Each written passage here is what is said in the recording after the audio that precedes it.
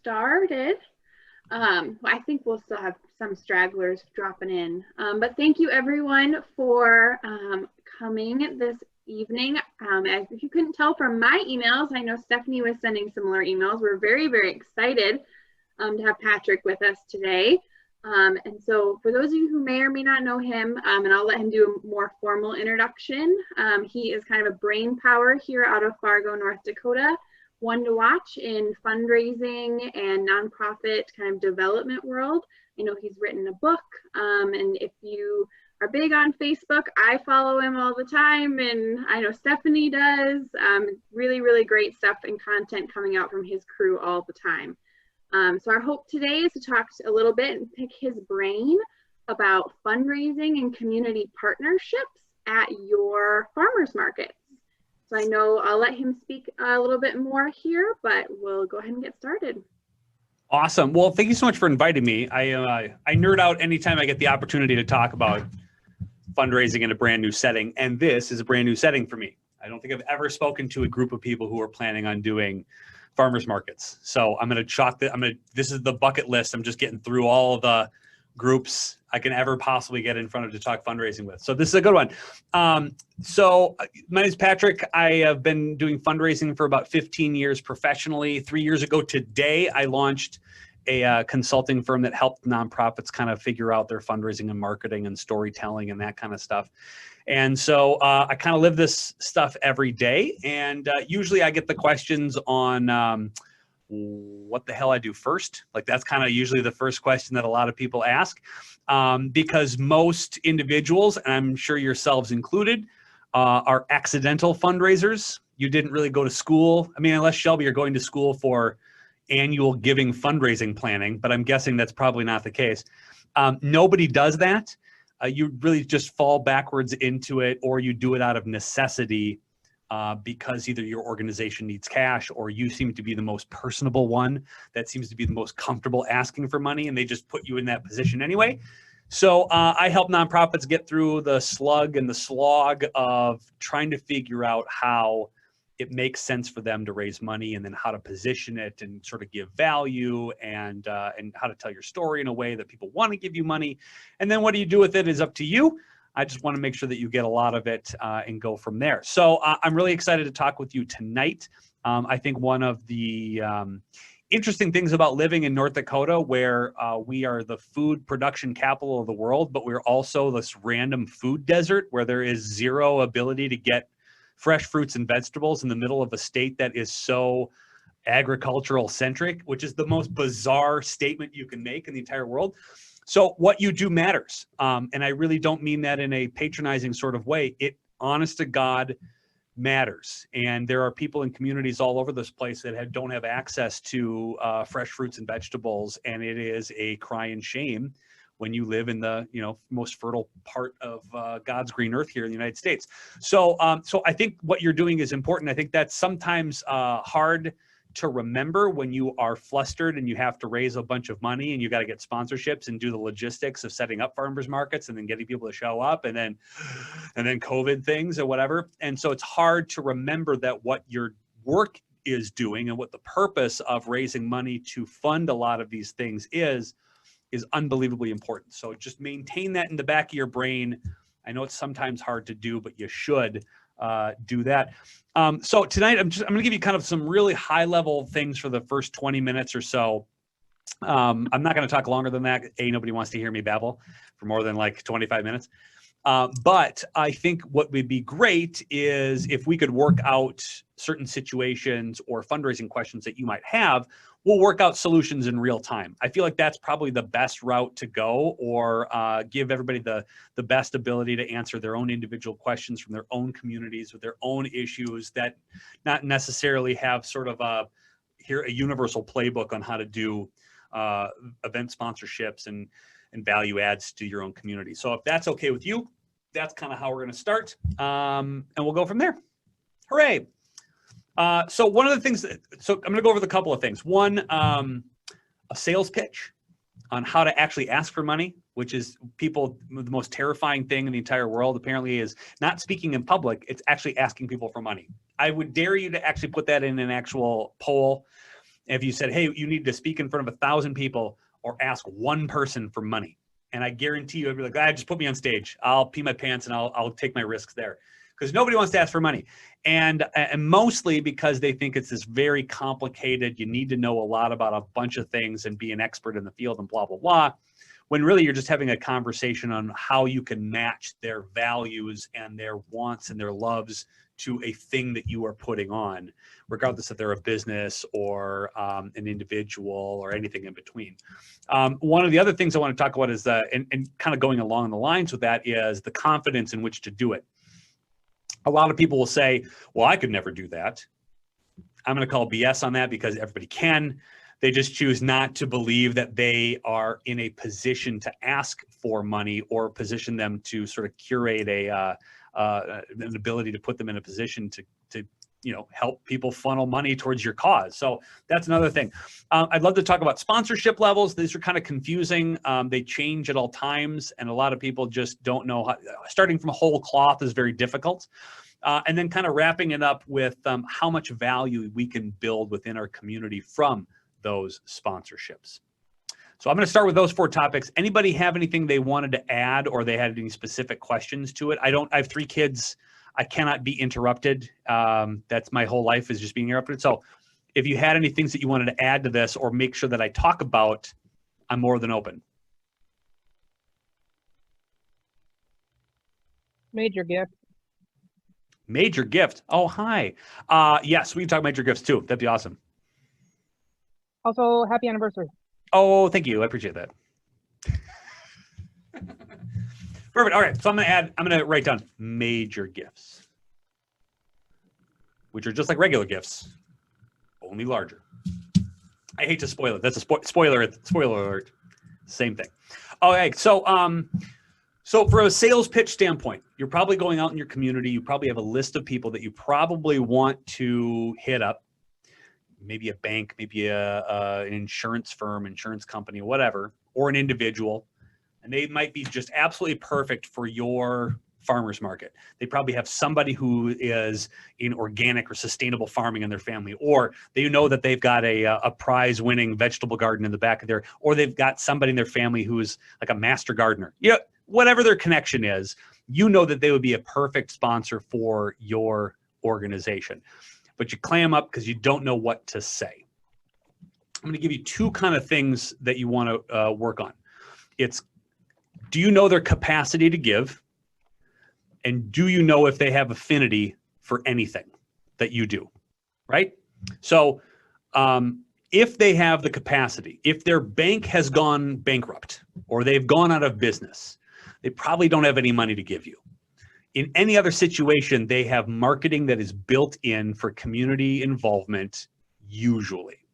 So unless they are in dire straits and you see on their Facebook page that they're closing shop and they can't do this, and they probably don't want to do restaurants and probably anything like the typical businesses who have been suffering the most from COVID because they don't have traffic in there, probably not going to be able to help out. But if they don't, they've got capacity. Makes sense. The affinity piece is what you really want to work on. Why should people care about giving to you? This is the one thing that you really need to talk about and have conversations with your individuals that are on your list. So it's not necessarily about how much they can give. It's if they care to give it with you at all. So one of the questions that I would ask, and I'll throw it to everybody else here just to randomly shout out an answer, is if I had $1,000 right now to give to you, to your own individual farmers market, what's that gonna do? Here's one. Deal with this. It'll Yes. help us pay for our insurance. Ooh. Help with that. First of all, Karen, I love that. We're gonna get to this. That's that's wonderful. Yes. Not sexy, not at all. That is the least sexy thing to add to fundraise for at all. Is it necessary? Abso-freaking-lutely. Sexy? No. So that's good. Okay, great. I get to buy insurance. Great. I hate buying insurance and it's my insurance. So this is the worst. Anything else? I got $1,000. What is this going to do?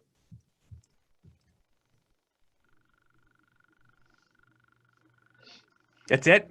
I'm going to give you $1,000 and you're just going to buy insurance. Paying for newspaper ads. Pay for ads. Okay, sure. It's going to help support our market manager. What's the market manager? Someone who helps make sure that you have a seamless, fun experience when you come to our market. Mm-hmm. Yes, I like it. Anything else? $1,000. New signage and market supplies. Supplies. Yep. Perfect. Yep. Masks and caution tape. Everybody loves buying that. Oh man, if you want to talk about, you don't even need to. That's all you need to do. You send out an appeal and just go, we're going to buy masks for everybody. That'll work. That'll work right here in Trump country. Everybody loves that. Okay. So yes, legitimately, that's what you're going to buy, but you're not selling that. What you're doing is you're selling the idea of bringing fruits and vegetables and an experience to your community. That's what you're selling. This is the stuff that you need to make it happen. But what you're selling is, we're really excited to bring this farmers market on a regular basis into the community to provide a venue from your local and regional farmers who are doing something pretty special with their fruits and vegetables or whatever, giving you access from farm to table. That's a sexy line, right? Farm to your table in an environment that's safe because it's outdoors. It's COVID friendly because you don't have to be inside. It is an experience for your kids to teach them where your food comes from. And you get to sample wares that you normally wouldn't find in a grocery store because they don't carry this shit. Okay, don't say shit, but they don't carry your stuff. We're off. This is after hours, so we can say these things, right? What's the difference between that sales pitch and I need you to buy ads and make sure that a bunch of Karens wear their mask? Karen, I do this because I love you, not because your name is Karen, but I do have a mask in my office that says that, right? So. But right, so nobody cares about the mask, but they really do care about the idea that they have access now to things that they normally wouldn't at their regular Walmart, right? So that's your sales pitch. Your sales pitch has to appeal to the idea that your community is doing something unique and awesome and inclusive and fun for the whole family, experiencing something new. It's different. You've been, holed up in your house since March 15th. Everybody's bored to tears. They've watched everything on Netflix. What are you going to do? You're going to go find some pumpkins to go carve because we're still having freaking Halloween. You're going to find some gourds to put on a table so that at least you have a Thanksgiving table looks at least something of normalcy, right? And I'm going to walk up and down. I'm going to try some jellies I'd never had before, and I'm going to taste something that's a patty pan squash that's the size of my head, and I don't even know how to cook that thing, but it's got to be better than what I'm going to buy anywhere else. And I'm going to try it because it's $3 and I'll never be able to try it again because I can't find this in any other store. That's your sales pitch. And so I like to ask a lot of clients or groups where I'm doing training out of the gate is, tell me about your mission statement. And usually people's response to the mission statement bit is like, we exist to become a great thing to do and the stuff and things. And it's boring and nobody cares. And then I usually ask them to tell me about what they love more than anything. And they usually tell me about they love their kids and they love going to church and they love their grandkids, they love their dog, they love swimming or running or whatever.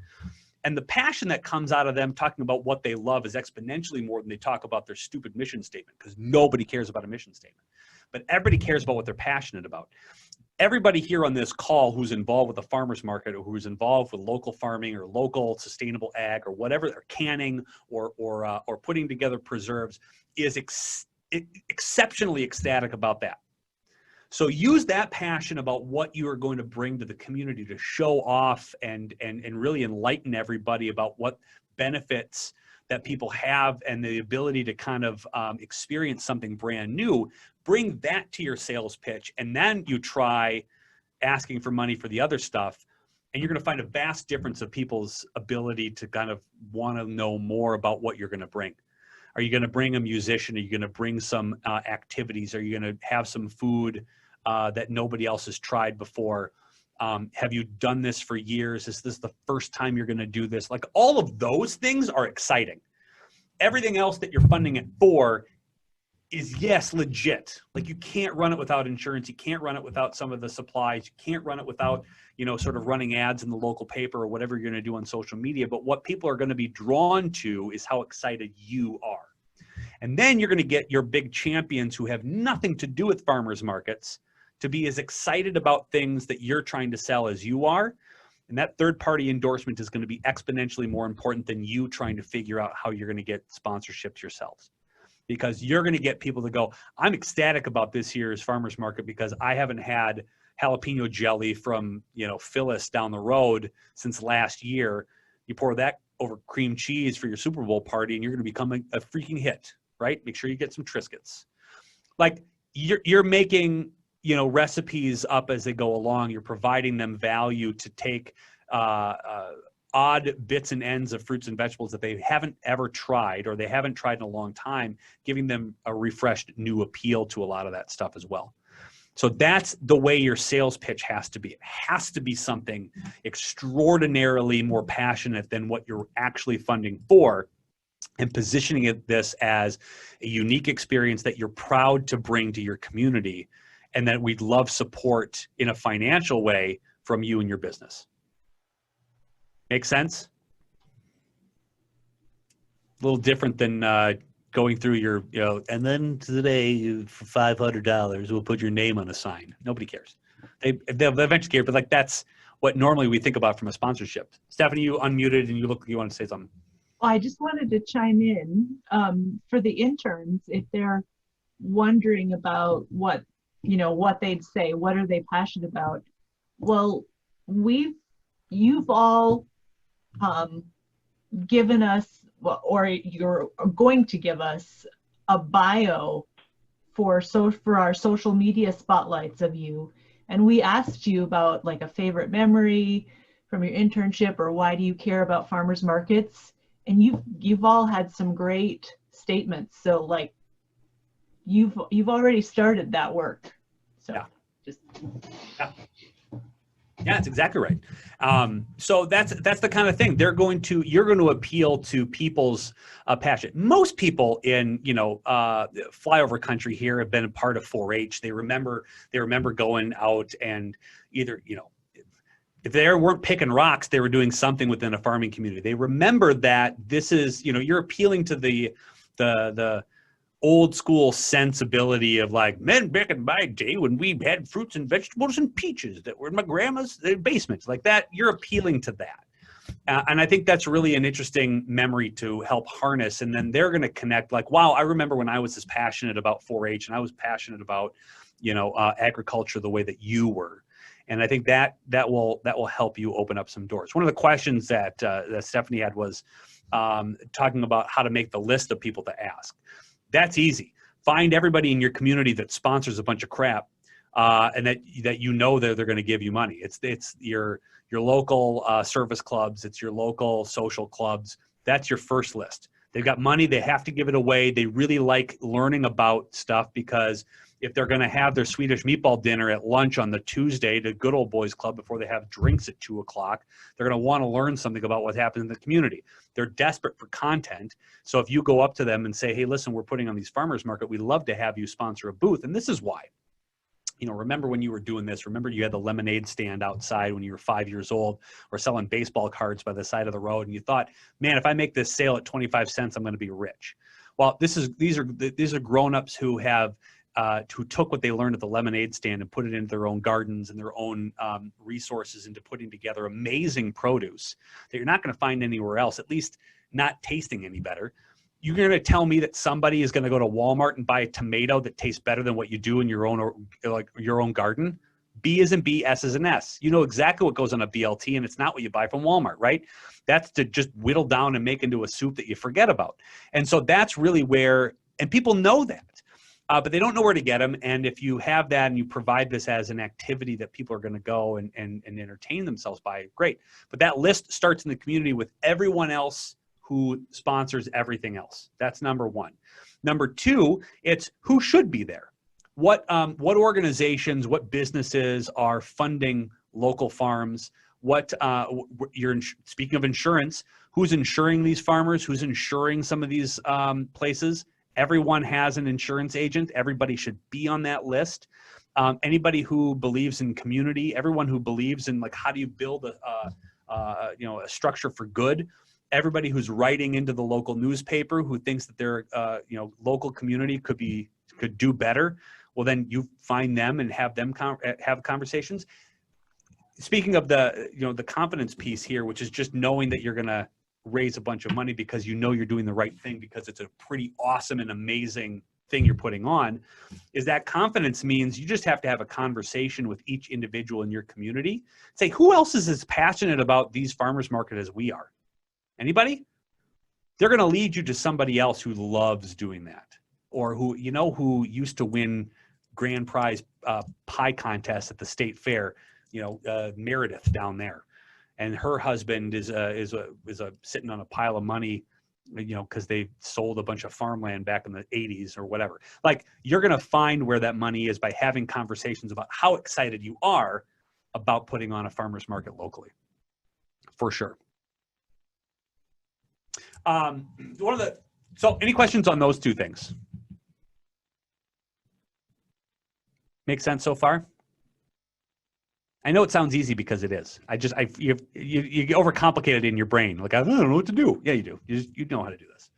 I'm just shepherding you that you can do these things. So the other thing I want to talk about is sponsorship levels, and then what do you give as a value add to each individual business. Can I have an example of a sponsorship level that you are trying to solicit from your community, and what do you give them so far? I'll take this time to take a breath. We have a level where we recognize them on our Facebook page. We provide them with social media postings. And we're just trying to improve our levels because we're not sure what else to do. Talk to me about the social media posts and what you put in there. Well, we try to connect it back to their business, and like I'm getting ready to do one for a pharmacy, and they also sell North Dakota products, and so I'm gonna get ready to at the end of the season when we're closed, thank you so much for supporting our biz market during the season, and now that we've wound down for the season, please be sure to go to shop at their place because they helped us during the season and we're not open anymore. Your concept is great, Karen, but I'd love you to flip the script there a little bit and have they themselves record why they support the farmers market in the first place. Not you telling them that, because everybody expects you to say they're really awesome. Nobody expects to have them. The reason why I support the farmers market every single year is that I make the following 6 items at home, and I can't get those items without going to the biz market, on a regular basis. Or I support it because I remember what it was like to do this, and this, or I would like to do this. We're really proud to support them, and we're excited to have their products in our store after the biz market closes for the season. So come on down and experience a little mini market at the same time throughout the winter until we reopen up in the spring, summer. Right? So the reason that you do that is because they're going to be exponentially more interested in posting that and reposting that on their own social media page because it's them bragging about themselves. It's almost an ad that way. And then you get to use that as like, hey, look at all the cool things that people are talking about us. Not us talking about us. Look at how they are talking about us. So they get to have their own sort of special moment that they then post, that you then repost and then comment about. This is what our amazing sponsors do for us. Make sure that you go out and support them the way that they've supported us through this entire season. Does that make sense? That's a little, it's a little different, but does that make a little bit of sense? Yep, I think that's a great suggestion. Thank you. Yep. So sponsorship level, so you give them name recognition and social media posts. What else are we giving our sponsors?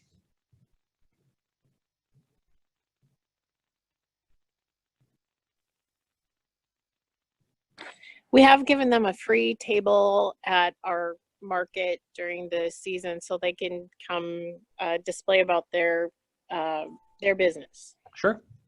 Okay. Have you asked them what they would like to see from a sponsorship? Well, I know, but you make it sound so simple, like we should have already thought of that. I'm here to dumb everything down because my people brain doesn't understand things that are complicated. One of the things that I think we don't think about is literally going to the people that we are selling sponsorships to or like soliciting sponsorships to and asking them how they would like to be recognized or how they would like to get or what value they would like to get out of it. It's such a simple thing that makes, Karen, I appreciate that too, because it's so beyond simple. Yet we don't think about it because we're like, well, the spreadsheet says I must give them a Facebook ad or a thing. I got to follow this because there's no way. Yeah. Yep. See? Yes. So if you are asking them, and if you ask me, maybe you ask me, mine would be totally different than somebody else. And there are no rules to say that you can't offer a unique sponsorship or unique underwriting experience per each sponsor because it's your own event. You can do whatever the hell you want. There are no rules here. So it would be really interesting to make sure that they feel so vested that you ask them personally, how can we make this sponsorship beneficial to you outside of what we're going to do, which is, hey, we're going to post about you and you're going to get your yard sign and it's going to be great. Yeah, we'll have a sticker there and you put some stuff in a bag. Great. But how can we make this you-centric? And they're going to get tossed back on their heels because nobody's ever asked them that question, first of all. Right? They're like, well, I've never been asked that question. Well, good. Let's talk about it. And the whole purpose of talking about it is to get to know them as an entity on a more personal level. Because if you know that they have a number of different things that they support throughout the year, or that they have a passion for X, Y, and Z, or you might find, well, the reason we really like doing this is because Gerald over there bottles us, hot sauce every year, and we just really think it's great. And he got us into the farmers market stuff, and then it went through marketing, and I just asked for it. Like, you'll get a backstory on why they got there in the first place, but you can customize your conversation with them. And now it's like you're talking to them as an individual rather than a corporate entity, which is going to make sure that they feel much better about giving to you than they do about anybody else. If you go to a golf tournament and you are teeing off on a hole after your 12th or 13th beer, do you really notice the signs sitting on the tee box? No, nobody does. I couldn't tell you who is the sponsor of a golf tournament. Yet people assign a value of this is clearly worth $250. No, it's not. It's somebody made that up and they just convinced them otherwise. Give them a reason to be your super best friends in perpetuity. And that's reaching out and doing something radically different than anybody else is. And the reason you're radically different than everybody else is because your farmer's market is different than everybody else because nobody else is putting that on. And so you can really have fun with this. This is what the whole key to this is. How can you have fun so that this doesn't seem like you're working and soliciting and grabbing money? Gimme. It's, hey, sit next to me. Let's figure out how we can make this mutually beneficial. But how can more so than anything, how can we make this more beneficial for you? What can we do to make this a unique experience that you get to go back to people like, hey, you're not going to believe what they did for us. What's it cost you? Zero. It costs you nothing. A Facebook post costs you nothing. You on an intercom going, thank you, Wells Fargo Bank, for doing, like, that doesn't cost you anything outside of, like, you need a sip of water to clear your throat on how many sponsors you have. That's it. So you can take time to be creative on coming up with some of those solutions that are pretty awesome. Make sense? Like, dislike? So Mike, here's a hot tip. Custom everything. Get some levels. I mean, if somebody's going to pay $1,000, you're going to have $1,000 worth of value. You're going to make sure that it's there. But give them $2,000 in perceived value. Give them above and beyond whatever you think that you are going to get from them. Because A, they don't expect it. And B, they're going to appreciate it 10 times more because you went out and personally did it in the first place. So it doesn't matter what levels they are. Doesn't matter. $100, $250, $500, and $1,000. Call it good. What's the amount of money that you need to raise to make yourself sustainable every week from a fundraising standpoint? They're probably each individually different, but like, what is it normally? Our goal that we need to raise for bare minimums next season is $8,000 Total? Well, that's our bare minimum just to cover our manager and insurance. But actually we have like closer to 15 maybe, depending, like entertainment is not inside that, and buying advertising is not inside that. That's just our bare minimum. Okay. So goals 20? Yeah. 25? 20. It's 25. So 25, congratulations, you made your budget 25. So your 25 is broken out into a couple of things. How many weeks do you have your farmers market?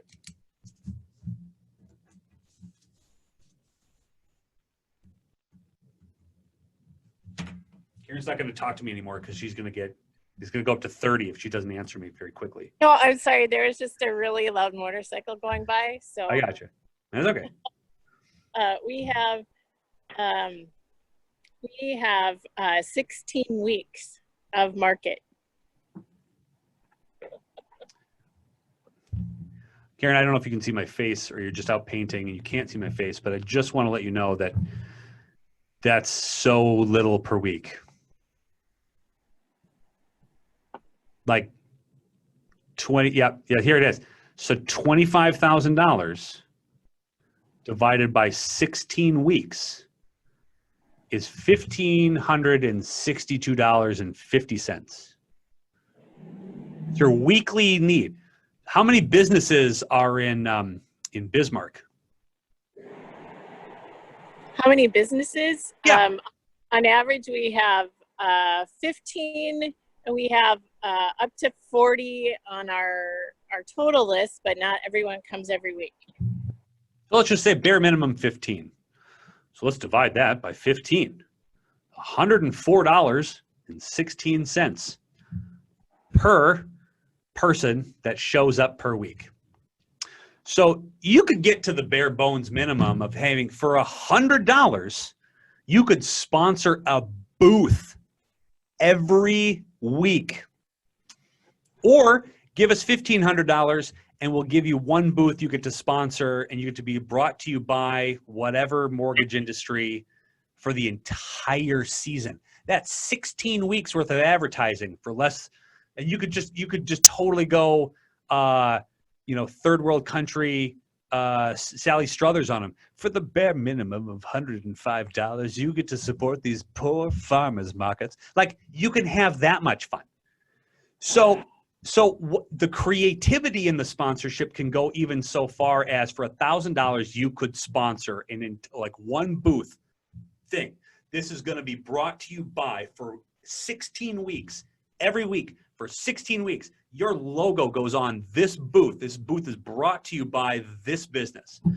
And how many other sponsorships or how many other advertisements are they going to get for $1,500 for 16 weeks of advertising to a dedicated crew of people who are going to sit there and sift through every pepper and just everything? Like, they're going to stare at that logo for hours. Nobody.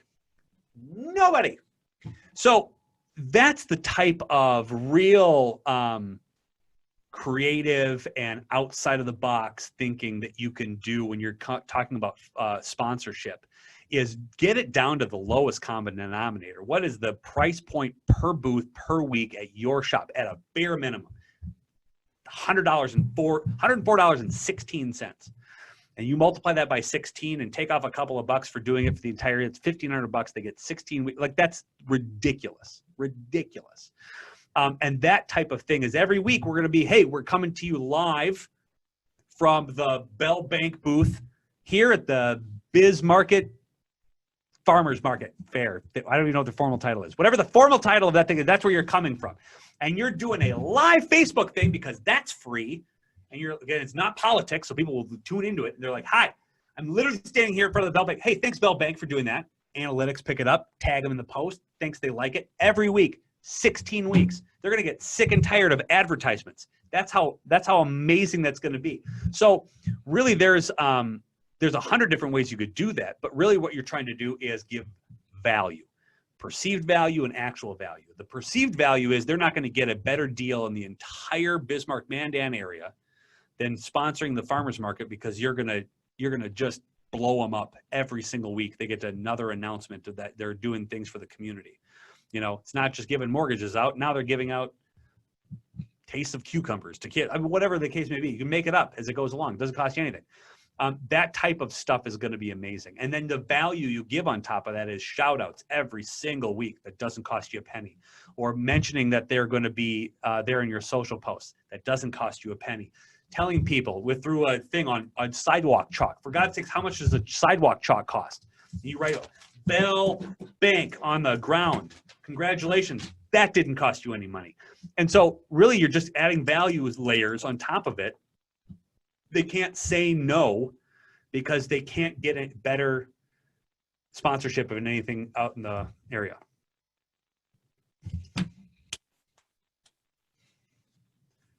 Done with that. Well, thank you.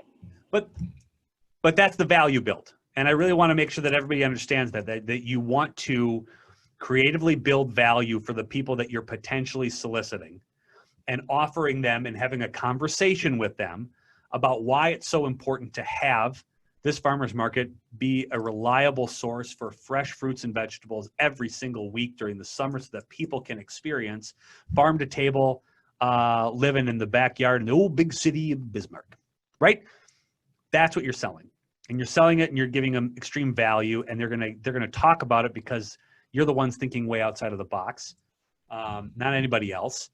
And that's kind of the fun part of this whole fundraising thing, is that people are going to come to you and go, hey, I want what you gave that person. Great. We don't want to give you what that person is. What do you want? That's a weird conversation to flip the tables on. And now all of a sudden you're customizing everything that doesn't cost you really anything. And you're making way more friends because you're so unique and different to that whole thing. Yeah, I want what she's having. So yeah. Yes. Everyone, yes. Unless you're really having one of those eating a patty pan. And I'm just mentioning patty pans because I've never seen a patty pan so big that I bought it at a Red River Market a couple weeks ago. Also, they're gross. I don't like them. Don't try to sell me one of those anymore. Gross. It's the worst texture I've ever had in my entire life. I probably cooked it wrong, but it's terrible. Great decor. I should have kept it as a decoration for Halloween. Sorry. I'm sorry if I offended any patty pan salespeople. Apologies, but not really, because it's gross. So that's kind of the thing. So your sales pitch, you have to be as enthusiastic as possible. If they've got capacity, great. If they don't have an affinity for what you're doing, sell them on that, and be as awesome and as passionate, as enthusiastic about it, and sell them on the idea, not you're buying insurance and not that you're buying, the materials, raw materials you need to put this on. You're not paying for a person to run the show. You're actually raising money so that you can put it on in the community, and that is a benefit to everybody else throughout it's a family-friendly, COVID-friendly, awesome thing. COVID's gonna be around for a while. So we got to get used to it, do outdoor things. And so this is a great way to do outdoor stuff and have the family come together and taste something they haven't tasted in a while. Be creative with your sponsorships and be as customizable as possible. And you do that by having conversations with each one of the people that you have a potential sponsorship for or with. And you come up with ideas on how you can be a creative partner in giving them the extreme value. Build your lists from everybody else that's around the area, first and foremost. And then find people who love farmers markets as much as you do. Start with people who come all the time. Next, start with people who are your vendors, who show up all the time. Who else do they know? Who else have they seen doing other sponsorships in other places around where they're probably selling? You're not the only ones they're selling stuff at, right? So where else are they getting sponsors? And get some CIA spy-like networks to get other names in the hopper. And then you call them up. And it's not stealing from other places who are doing fairs or street fairs or whatever. You're connecting the dots to sponsors who like sponsoring that kind of stuff. So you're doing them a service by saying, hey, we know that you love doing street fairs. We're kind of like a street fair, but we're more awesome. So you should sponsor us. You're aligning their values. So look for them there. And I think that's all I had. I think that's all I had on my list. But now I want to answer questions because that's way more fun. Does that make sense? Does that make sense? I know it kind of seems simple, but it is. It's very simple. Yep. Here's a question. Help us when we're a 501c5 organization, not a 501c3, 501c5 agriculture organization, and don't have the tax benefits. Nobody cares about tax benefits. Tax cuts back 2 years ago eliminated the need to have you itemized your taxes this year? Did you reach the $20,000 threshold at your levels? Most people don't. Exactly. So nobody cares. It's null and void now. It doesn't matter. Now, as much as that hurts a lot of people on a global scale from a write-off sort of benefits, you're not going to reach 20 grand in write-offs, so nobody cares about it.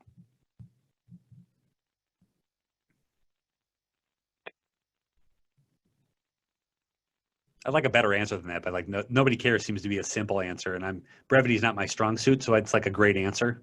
It's the only time I get nobody cares. Yeah, well, it's good for us to hear that because worried about that. But have you ever? I will reverse the question at you. Have you ever asked for a sponsorship, and is the first thing that they say, well, how much can I deduct off my taxes? No. There's my point. I should have led with that. It was a jerkish to say nobody cares. It's not. But nobody's ever leading with that because nobody cares about their taxes until 5 days before they got to do their taxes anyway, right? Not one person's like, let me to my accountant before I say yes to this $100 sponsorship. Let me call Ned and see if I've got an allocated amount of taxable value that I need to write off my taxes. Nobody's doing that. Not one person. If you find me the one person who does, I will have a stern chat with that person, and then they will no longer do that. So it's okay.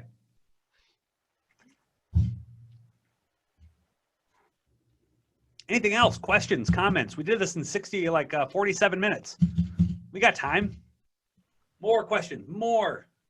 Well, Felicity, I don't know if you want to hop in and ask because it's Red River Market related, but I have seen being in Fargo and going through Red River Valley, there's like a swag, option that they give out to entice more individual donors. So the people who, like you said, and you identified, I go almost every week. And so, would I be willing to give? And on top of that, but as you're talking about levels, is there a different approach when it's an individual and you're not, as Fame kind of called, not looking for a large, 30 or more ask?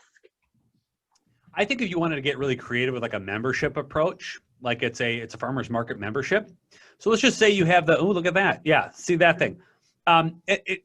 I forget what they get there. You get a mug and then a t-shirt and then. Yeah. Yeah. Definitely better stuff.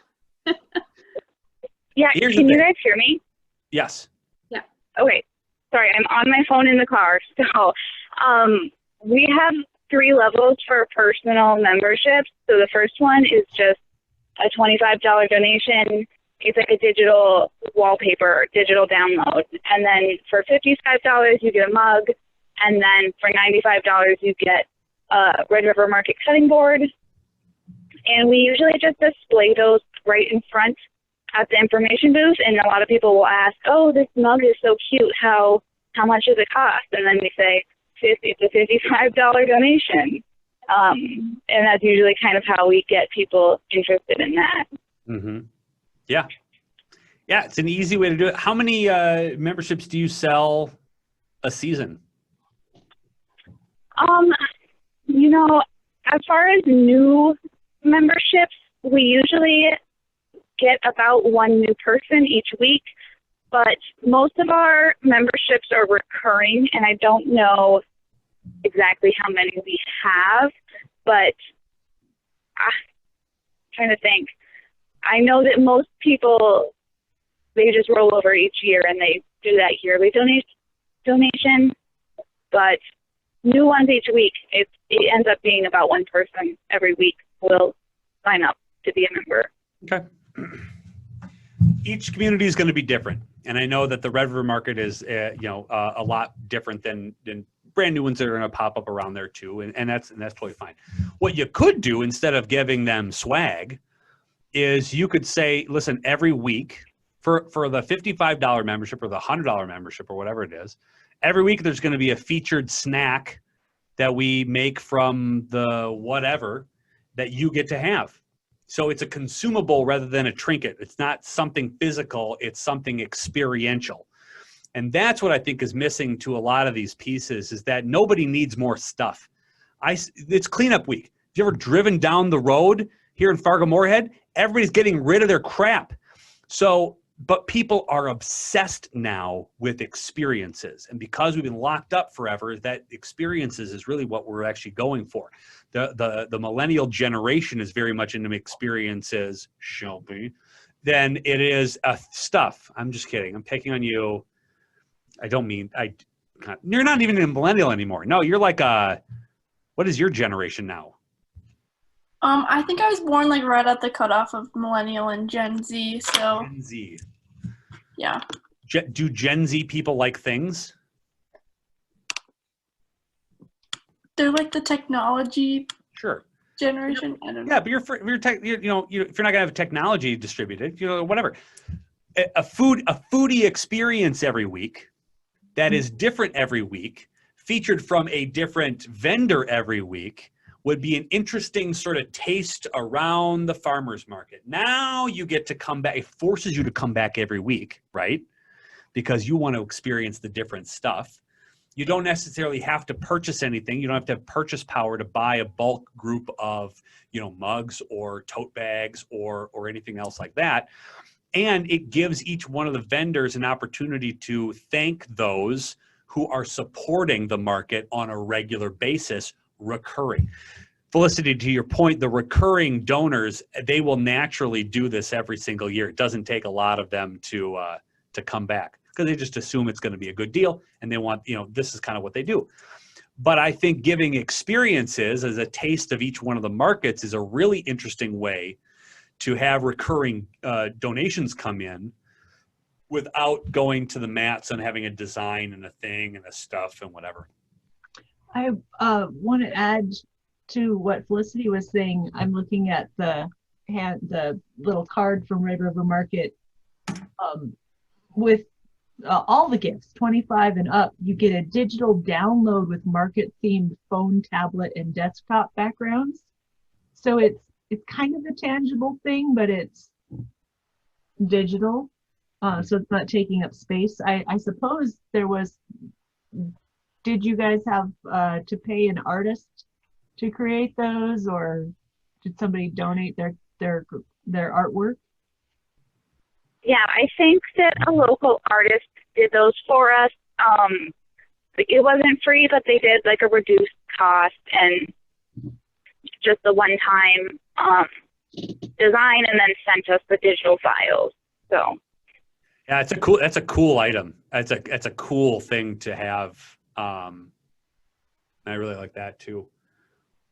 I want to add that we do for our volunteers, not for our members, but we do that sort of thing where we each week ask a vendor to sponsor a gift for whoever volunteers. So it's a lot of times a meal or a coffee or $5 coupon for produce, and everyone who volunteers that week gets that free item, and then we advertise that vendor like the Friday before on our social media, so they get a shout out, and then it also encourages volunteers, and then the volunteers get to try something new each week. So Yeah. that is something we already do, but if you were just starting it, it would work really well for a membership situation as well. For sure. Great point. Yeah, absolutely.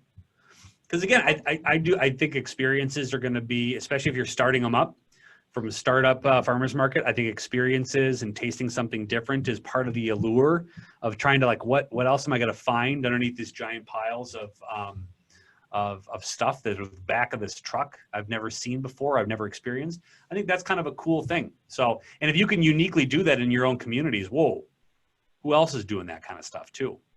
And that's what the Red River Market does so well, is they have new music out there, and they've got new things that you never really see unless you go downtown. Like, rarely do people from the burbs go downtown on a regular basis. So this is kind of your cool moment to go, hey, I've never heard this song before. I've never tasted this coffee vendor. I've never done this as a drink. I didn't know these people existed as a brewery. That's usually my thing. I usually go down there like, when the hell did these people open up a brewery?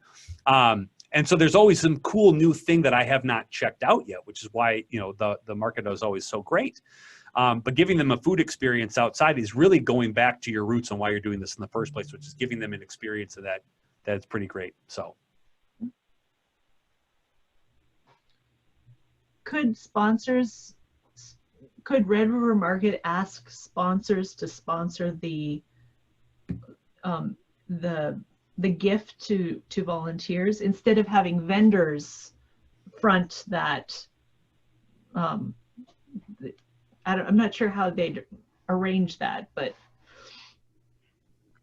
I would say on a weekend that maybe that sponsor is having a tent or a booth at the market, we'll ask, like, sometimes they're giving out, they ask if they can bring water bottles or flowers or something to kind of give out for an engagement thing for them. So we could definitely check in with them before their, scheduled weekend at the market and see if they'd be interested in sponsoring the volunteer gift that week too. You always have fun to do a scavenger hunt. You got to go find a different vegetable or a different thing at different booths, and just sort of whoever does that. I mean, that you're trying to figure out how you can force people to go into booths that aren't necessarily the ones that they think they want to, go into or try, or a bingo card for the kids to come into the market. I mean, there's a bunch of ideas you can go to sort of ramp up some of the fun factor in these as well. And then each one of those things can be sponsored by a certain business as well. Bingo cards brought to you by this, scavenger hunt brought to you by this group. Like, you can have as much fun. Again, there are zero rules when it comes to this stuff. You have to make it up as you go along. That's the best part.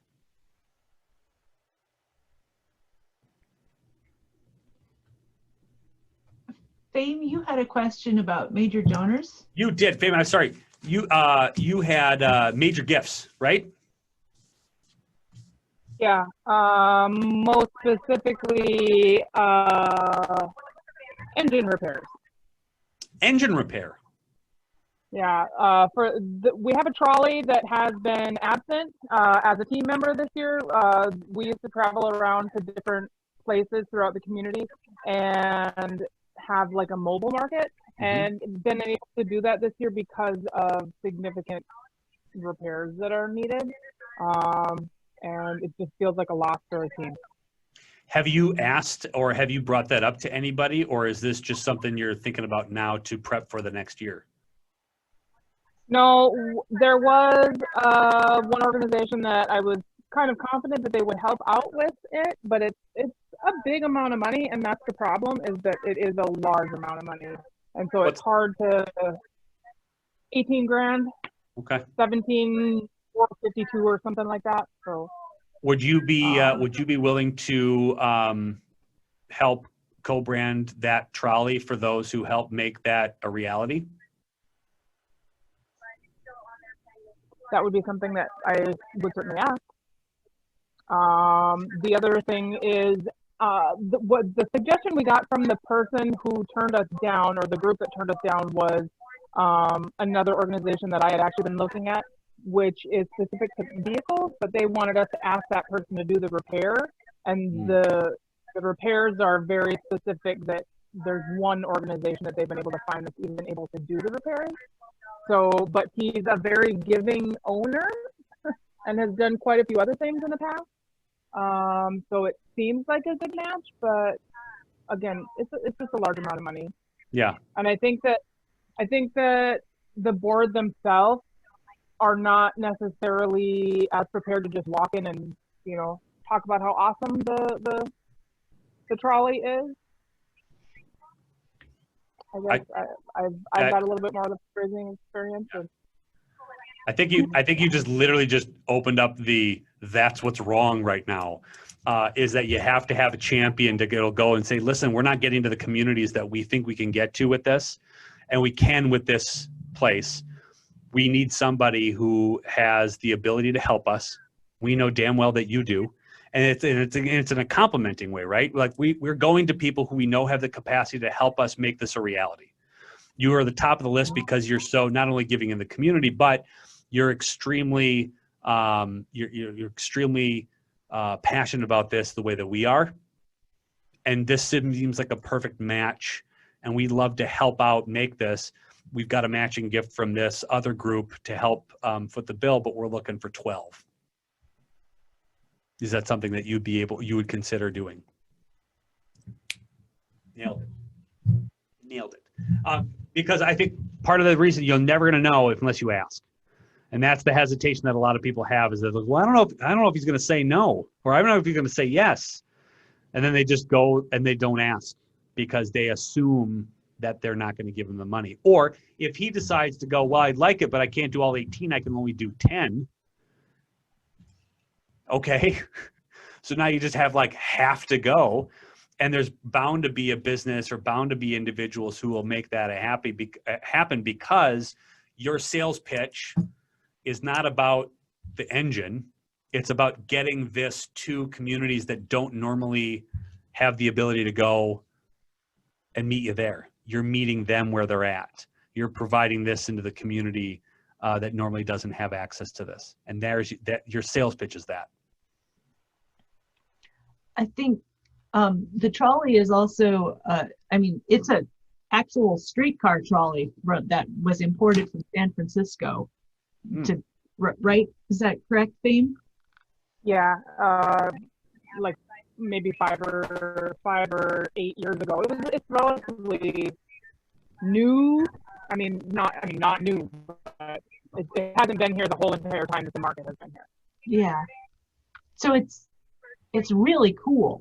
Yeah. It could be like an icon, like a community icon or mascot for the market. That's how I see it, yeah. Yeah, that's great. That's awesome. I like it.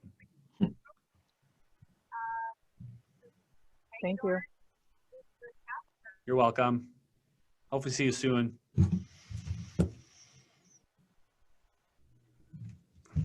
We did it. Say thank you. This is the quickest hour of my day. Right there. I'd say that I will say for at least me, I feel like we all have so many ideas and so many options now. And Karen, I feel like with your 16-week sponsorship, I'm just baffled by that. I would have never thought of that. And so thanks for, putting it in that perspective, Patrick. Karen's 30 grand that she's going to raise for her market is going to be amazing. I'm really excited. $30,000. You guys have it. It's really uncomplicating a lot of this stuff, and it's really making sure that you are talking about the opportunities people have to provide a service that is needed in the community. So I think that's how you position it, and that's how I think you become a fundraising powerhouse, and you keep it simple. and you keep it creative and you keep it fun, and you're going to have a great turnout. It's going to be awesome. Well, thank you again for your time. I believe everyone on this call has your website info and some contact info if they want to reach out. But thank you again. Yeah, this was a really great hour. Hooray! Thanks for having me. This was super fun. We'll talk soon. Ping me. We'll talk. Sounds good. And for everybody else, I will send a follow-up email later with items. So thank you, everyone. Bye, friends. So much. Thank you. Yeah.